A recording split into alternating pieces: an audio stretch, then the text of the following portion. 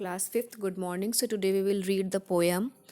I have got the mail, and before reading the poem, here is an exercise regarding the uses of computer. So, this you have to do it by yourself. The space provided here is you have to fill it by writing the use of computer, how you use the computer in your daily life. So, now I'm going to read the poem. So, listen it carefully. First of all, I will read the poem, then I will explain it.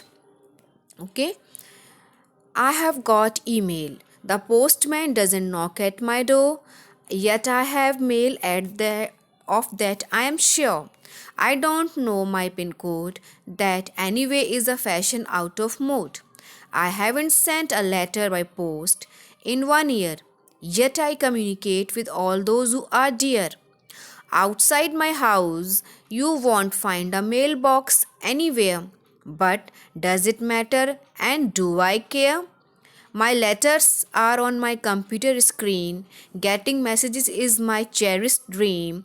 With a click of mouse, I talk to my brother in Florida or a battalion of long lost friends, one even in Costa Rica.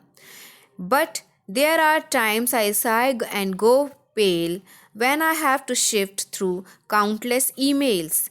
A wrong address would mess up one's life. One may get queries on beauty when science is the line. Wow betide you if a virus you release, your mail inside the computer will freeze.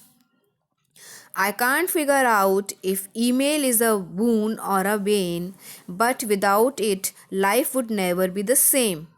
About the dotty.com, I confess I am crazy, though mom screams, "Oh, it made you lazy." Mouse potato, dad will often say, but getting email is the best part of my day.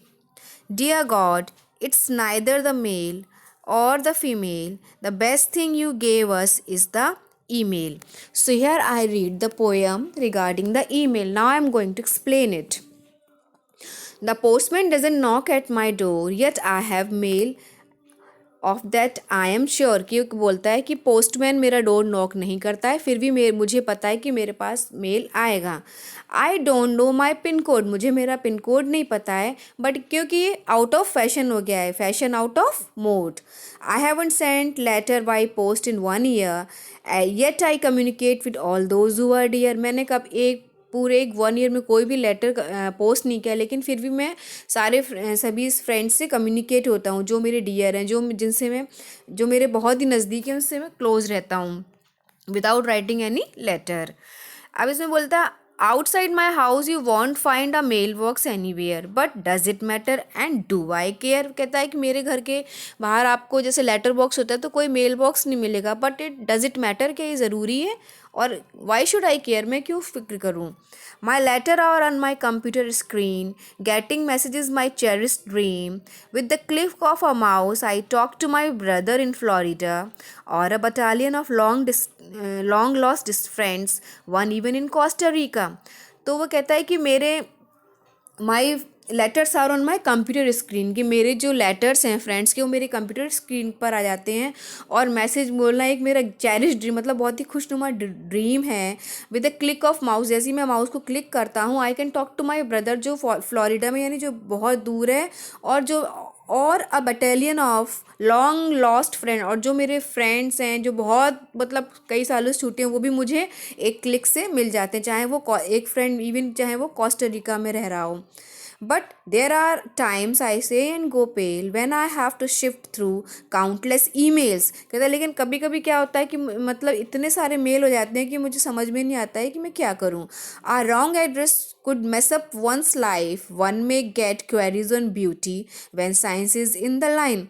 कहता अगर मान लीजिए कोई भी mail आपने भेजा और गलत एड्रेस पर चला गया तो मैसअप मतलब सब कुछ इधर उधर हो जाता है, ऊपर नीचे हो जाता है. वो be tied if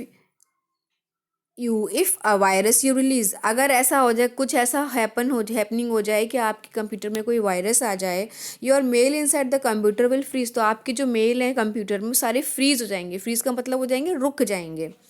I can't figure out email is a boon और अ वेन, कि मैं ये नहीं समझ पा रहा हूँ कि ये जो ईमेल है हमारे लिए बून मतलब होता है वरदान और वेन मतलब होता है कर्स यानी अभिशाप।